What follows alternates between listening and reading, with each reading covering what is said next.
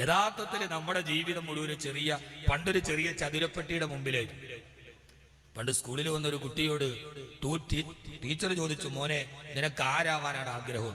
അപ്പോൾ പറഞ്ഞു, എനിക്ക് എൻ്റെ വീട്ടിൽ TV ആയാൽ മതി. ടീച്ചർ അത്ഭുതപ്പെട്ടു.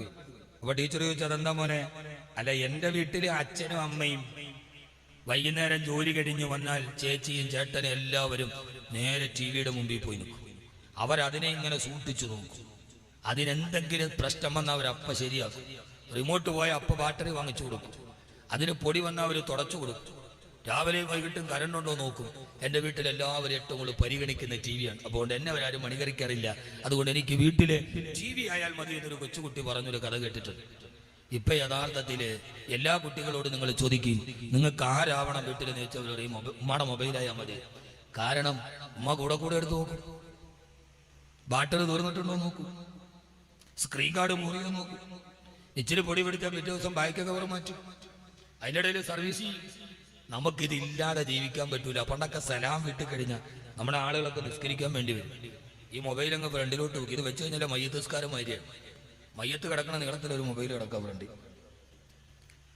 നിസ്കാരം കഴിഞ്ഞ് സലാം വീട്ടിടനെ ആദ്യം നമ്മൾ നോക്കണം എന്താ? പണ്ടൊക്കെ സുബ്ഹാനല്ലാഹ്, അൽഹംദുലില്ലാഹ്, അല്ലാഹു അക്ബർ. ഇപ്പൊ നമ്മൾ ആദ്യം എടുത്തിട്ട് ഓണാക്കും. മെസ്സേജ് വല്ലതും വന്നോ? ഇല്ല. മാഷാ അല്ലാഹ്, സുബ്ഹാനല്ലാഹ്. എല്ലാവരുടെയും ജീവിതം അതിൻ്റെ അകത്ത്.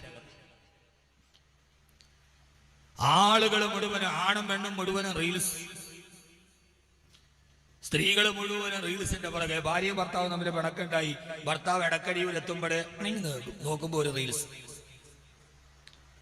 5 മിനിറ്റ് റീൽസ് കണ്ടിട്ട് ഇതാണ് റിയൽ ലൈഫ് എന്ന് കരുതിയിട്ട് ഭർത്താവിന് അയച്ചു കൊടുക്കുന്ന പെണ്ണുങ്ങളാണ് നമ്മുടെ പെണ്ണുങ്ങൾ. ഫിൽറ്റർ ഇട്ട് അഭിനയിച്ച് അവര് കാണിക്കുന്ന കോമാളിത്തരങ്ങളൊക്കെ അഭിനയിക്കാൻ ഭർത്താവിന് പറ്റൂ, ഭാര്യയ്ക്ക് പറ്റൂ. അതൊക്കെ റീൽസാണ്, റിയൽ അല്ല.